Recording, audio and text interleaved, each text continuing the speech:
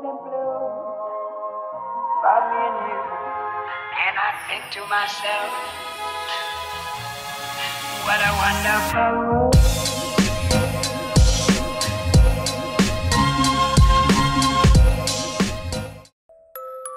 Halo semuanya, selamat datang kembali di Story Film. Pada kesempatan kali ini kita akan membahas kembali alur cerita dari sebuah film yang berjudul Wrong Turn yang pertama. Kenapa saya bilang yang pertama? Ya karena ada lanjutannya. Tetapi kali ini kita akan membahas dulu yang pertama. Film Wrong Turn yang pertama dirilis pada tahun 2003. Dan film ini menceritakan tentang beberapa orang. Ada mahasiswa, ada juga pria biasa yang bekerja di kantoran. Jadi mereka ini dalam perjalanan salah mengambil jalan. Karena jalan utama yang akan mereka lewati itu mengalami macet, dikarenakan ada kecelakaan di sana. Tetapi mereka tidak tahu jalan pintas yang mereka ambil itu adalah kuburan bagi mereka. Daripada saya lebih panjang mengoceh, mending kita langsung aja ke alur ceritanya. Enjoy the video. Film ini diawali dengan sepasang pria dan wanita yang sedang melakukan panjat tebing di lokasi hutan West Virginia. Ketika si pria sudah berhasil menuju ke atas tebing, terlihat di atas sana dia seperti diserang oleh seseorang, dan tubuhnya pun berlumuran darah. Dan tiba-tiba pria yang di atas tadi malah terlempar ke bawah. Otomatis si wanita pun terkejut, dan tiba-tiba dia tertarik ke atas tebing. Karena dia panik, dia langsung memutuskan tali yang ada di badannya, hingga dia pun terjatuh. Dan si wanita itu masih bisa berhasil selamat. Dia pun lari ketakutan dari sana. Tetapi namanya film psikopat, ya ujung-ujungnya pasti ketangkep lah.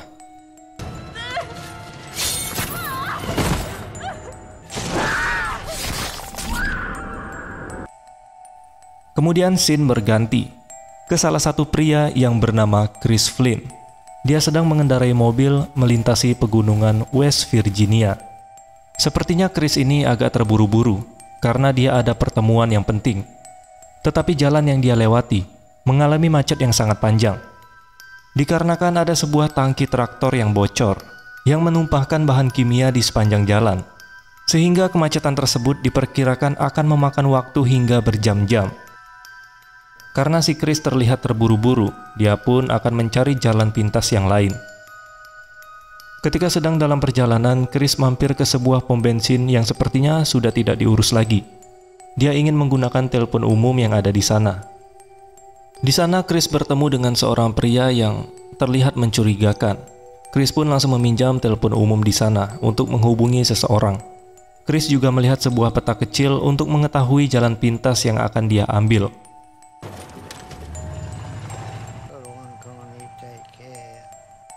Kemudian Chris bertemu persimpangan seperti yang dia lihat di peta pom bensin tadi. Dia pun mengambil jalan sebelah kiri. Ketika dia masuk ke jalan tersebut, di pinggir jalan dia melihat ada hewan yang tewas. Dan hewan itu terlihat seperti habis diburu oleh seseorang.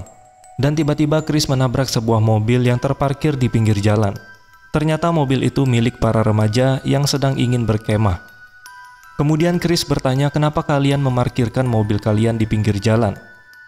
Dan remaja itu mengatakan ban mobil mereka terkena kawat berduri, yang sepertinya itu adalah ulah dari seseorang. Sebelumnya kita kenalan dulu sama para remaja ini. Di sana ada Jesse, Scott, Carly, ada Evan, dan juga Francine. Mereka pun berniat akan pergi mencari telepon untuk meminta bantuan, kecuali Evan dan Francine yang akan menjaga mobil di sana. Di dalam perjalanan, rombongan Chris melihat ada api yang menyala. Mereka pun memanggil-manggil kalau saja ada orang di sana, tetapi di sana tidak ada orang yang merespon panggilan mereka. Kemudian scene berganti ke Evan dan Francine yang sedang menjaga mobil. Terlihat tidak ada masalah sama sekali, dan pada satu ketika, tiba-tiba Evan menghilang. Maybe we could get him to write us some prescriptions when he gets... Evan? Evan? Where are you? Ketika Francine ingin mengeceknya, dia tidak menemukan Evan di sana. Dia hanya menemukan sepatu Evan dan sepotong kuping yang tergeletak di tanah. Dan kemudian...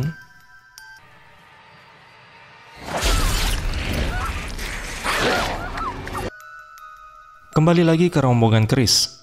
Di dalam hutan mereka menemukan sebuah gubuk derita. Dan di depan gubuk itu terlihat banyak sekali mobil-mobil rongsokan yang sudah lama tidak terpakai. Jesse sebenarnya merasa takut dan tidak yakin mau masuk ke dalam gubuk itu. Tetapi karena Chris adalah lelaki sejati, dia pun memberanikan diri masuk ke sana. Ketika mereka sudah masuk ke rumah itu, di dalam sana mereka tidak menemukan sebuah telepon. Tetapi mereka melihat keanehan yang nyata. Di dalam sana mereka menemukan berbagai barang bertumpukan, seperti kacamata, mainan anak-anak, dan perabotan rumah tangga lainnya.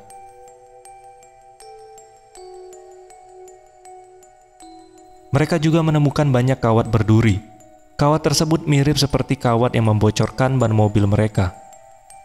Kemudian Charlie kebelet pipis dan menggunakan kamar mandi di rumah itu.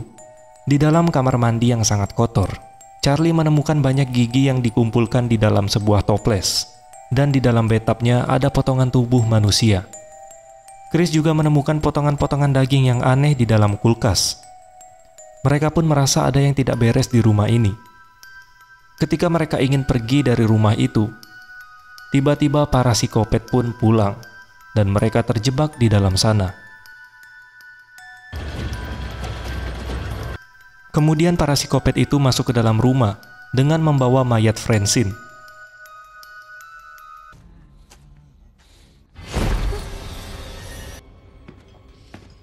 Kemudian para psikopat itu langsung memotong-motong dagingnya Francine untuk dijadikan makan siang mereka.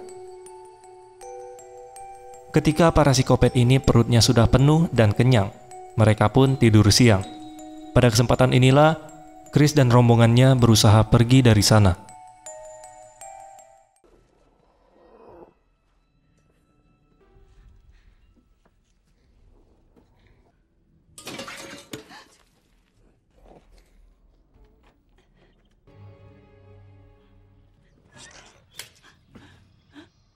Ketika mereka membuka pintu, ternyata pintu itu berbunyi dengan keras. Kemudian Chris menahan pintu itu dengan tangannya agar tidak berbunyi.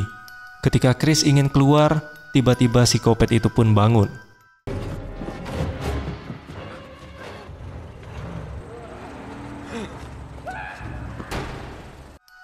Ketika mereka ingin pergi dari sana, mereka menemukan sebuah tempat, di mana tempat itu banyak sekali mobil-mobil dari para korban psikopat ini. Tidak lama kemudian, para psikopat ini muncul menggunakan mobil kuning andalan mereka. Kemudian Chris memiliki ide untuk mengambil mobil mereka.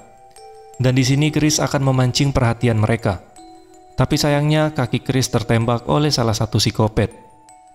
Kemudian Scott memberanikan dirinya sebagai laki-laki untuk mengalihkan perhatian para psikopat itu agar tidak menangkap Chris. Ketika para psikopat itu sibuk mengejar Scott, para ciwi-ciwi ini pun langsung menyelamatkan Chris dan mengambil mobil para psikopat itu. Tetapi pas pintunya dibuka, ternyata ada mayat Evan di dalam sana. Dan mereka berhasil mengambil mobil para psikopat itu. Tapi sayangnya Scott tidak selamat. Dan dia pun menjadi santapan baru bagi para psikopat itu.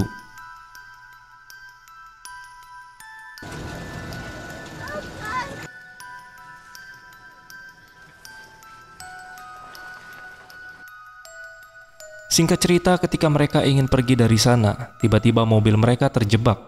Ada pohon tumbang yang menghalangi jalan mereka, dan mobil mereka masuk di tanah yang berlumpur, sehingga mereka pun harus keluar dari mobil dan melanjutkan perjalanan dengan jalan kaki. Kemudian mereka menemukan sebuah menara radio. Mau tidak mau mereka harus bermalam dulu di menara tersebut. Di dalam menara itu mereka menemukan P3K, dan mereka langsung mengobati lukanya Chris.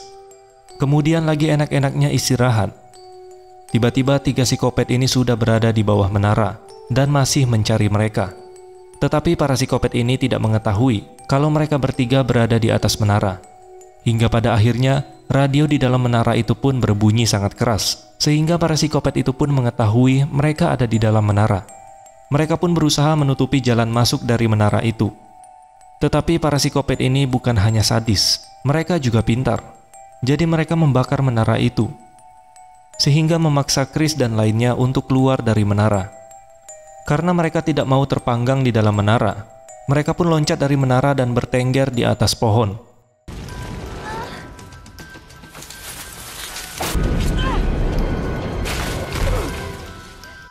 Dan psikopat itu juga mengetahui kalau mereka berada di atas pohon. dan pengejaran pun terus berlanjut. Hingga akhirnya keberadaan si Carly diketahui oleh salah satu psikopat, dan Carly harus tewas akibat kepalanya ditebas menggunakan kapak.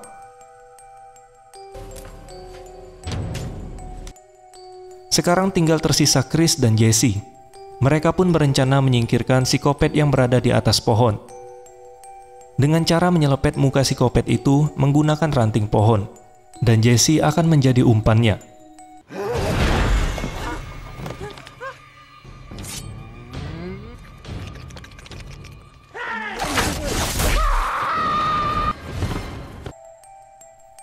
Ternyata rencana mereka berhasil, dan psikopat itu pun jatuh dari pohon. Tetapi namanya psikopat tidak akan mati semudah itu. Lalu Chris dan Jesse pun mencari tempat persembunyian. Keesokan harinya ternyata mereka masih dikejar oleh para psikopat itu, dan Jesse pun diculik.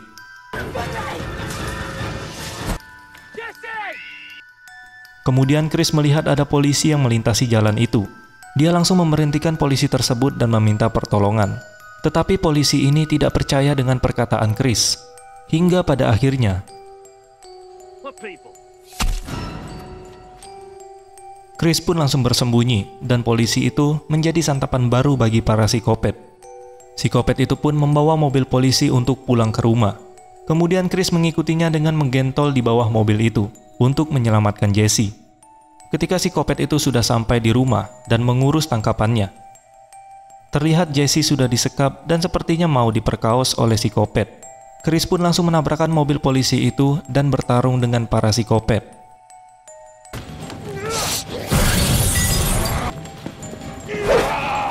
Chris pun berhasil menumbangkan salah satu psikopat menggunakan kunci mobil, dan dia langsung bergegas menyelamatkan Jesse. Tetapi musuh Chris bukan hanya satu orang.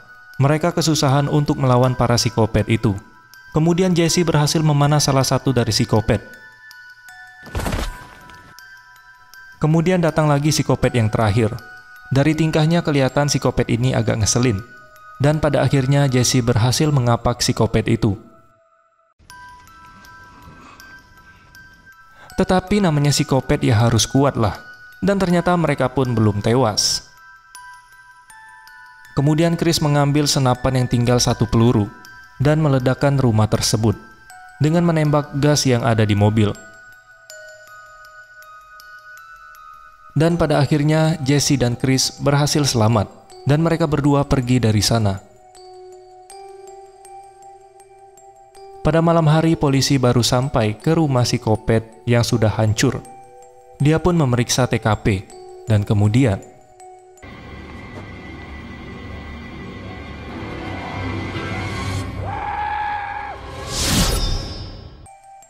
dan filmnya pun selesai. Yang saya aneh kenapa ya, di setiap film psikopat, itu psikopatnya susah untuk dibunuh. Seperti tadi padahal rumahnya sudah hancur terbakar, tetapi masih saja dia bisa selamat. Oke teman-teman, mungkin itu saja yang dapat kita bahas pada video kali ini. Jangan lupa like dan share video ini ke teman atau saudara kalian. Terima kasih sudah menonton, dan sampai jumpa di next video.